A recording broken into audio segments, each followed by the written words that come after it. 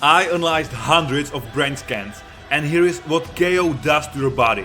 I'm Simon Borec, a med student, and I will tell you what happens to your brain an hour, a day, and a week later. But most importantly, how to minimize the brain damage. Let's start with what happens immediately after ion flood.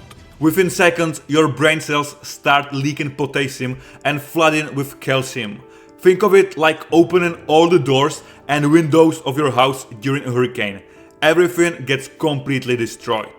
Your brain desperately burns glucose trying to fix itself, using up to 4 times the normal energy. But here's the trick. The blood flow gets completely messed up exactly when you need it most. This is why fighters look confused, cannot remember what happened, and stumble around. Those few seconds unconscious, that's your brainstem, the most primitive part of your brain literally shutting down to protect you. You have seen it 100 times. Fighter gets knocked out and their arms shoot straight up. It looks terrifying. But as a medical student, I can tell you exactly what's happening in this split-second neurological drama. That frozen pause actually has a name, the decorticate posture. And it happens because the knockout has temporarily disconnected your higher brain from your lower brain. When the punch lands perfectly on the jaw or temple, it creates a rapid rotational force that literally shuts down your cerebral cortex. That's the thinking part of your brain, while primitive brain regions stay active. But there is a huge problem with the duration of that frozen pause. If it lasts more than 15 seconds, studies show the fighter has likely suffered a very severe brain injury. By the end of the video, I will show you the whole post-KO management protocol you can use immediately. I use that protocol in my school community. It's called Healthy Fighter. Well, because I teach there how to prevent the most common injuries in boxing, wrestling, BJJ and MMA. And if you are already fucked up, I also teach how to recover like a professional. Check it out in the comments. But before you go there, we need to know what happens 24 hours after the knockout. This is where the damage gets even more serious. Brain inflammation explodes as special cells called microglia activate. Think of them like first responders that sometimes make the situation worse. They release inflammatory chemicals that damage healthy brain tissue. The blood flow to your frontal lobe, that's the part that controls decision making, drops by 20%.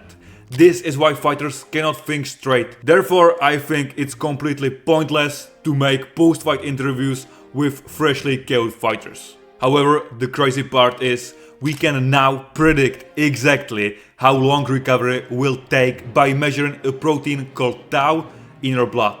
If tau is above 1.5, you're looking at a minimum 10-day recovery. In our anatomy lab last semester, we examined brain tissue samples. And the post-concussion inflammation was visible even to goddamn students. This isn't theoretical, it's physical damage you can literally see under a microscope. Well, now it's time to reveal the permanent changes. A week after knockout is when we start seeing the changes that affect fighters long after retirement. The brain inflammation keeps causing damage, attacking the white matter connections between brain regions. These are like the internet cables of your brain. When they are damaged, information cannot flow properly. Stop the video right now and try to remember what you had for lunch 3 days ago. Can you do it? 14% of fighters still show cognitive problems like memory loss a year after a single knockout. And if you get multiple KOs, your risk for CT skyrockets. CT means brain shrinkage, tau protein buildup, and potentially dementia decades earlier than normal. What if I told you that what happens in the minutes after a knockout can determine if you make a full recovery or face permanent damage? As a med student, I have studied this extensively, and the science is shocking. As I promised, here's the section for post-KO management in full length. When a fighter hits the canvas unconscious, a traumatic brain injury has already occurred, period. But what happens next can make or break your career. Now there are 5 simple steps to fix this problem. First step, get them out of the cage. Continuing to fight after a knockout is more for boxing, but even in MMA it might be completely pointless. That's literally gambling with your brain cells. Next, stabilize the neck and spine. Most people miss this, but knockouts often hyperextend the neck. Look at Alistair Overeem. It might create hidden injuries most medical teams overlook. Red flags that mean emergency. If you see seizures, unequal pupils, worsened headaches, or repeated vomiting, get to the hospital immediately.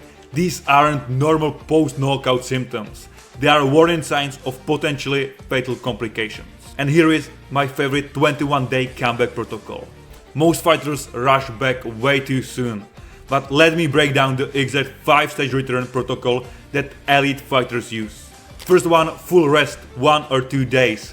Just sleep and light conversation only. No screens, no thinking, nothing else. Second, light aerobic, 3-5 days after. Slow walking and stationary biking below 70% max heart rate. But only and only if you are symptom free. Next, in 10 days is non-contact training. Shadow boxing and technique drills with zero impact. 20 days after, moderate contact. Control drills and positional sparring with no full power strikes. And last stage is full contact, 4 weeks, 5 weeks after KO.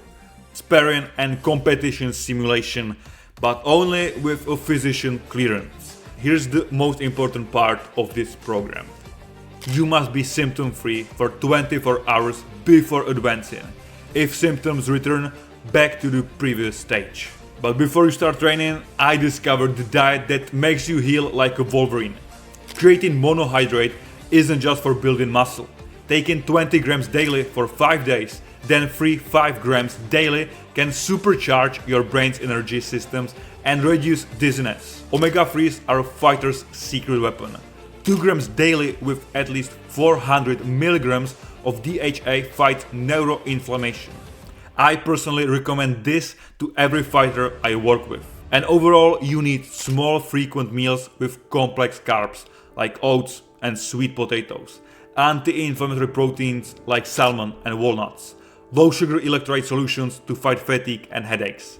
And don't you ever forget, sleep, and fucking sleep. And let me be completely transparent. The hard truth is, if you have had 3 or more concussions in a 12-month period, it's time to consider retirement. No fight is worth permanent brain damage. So, what's the takeaway from all this?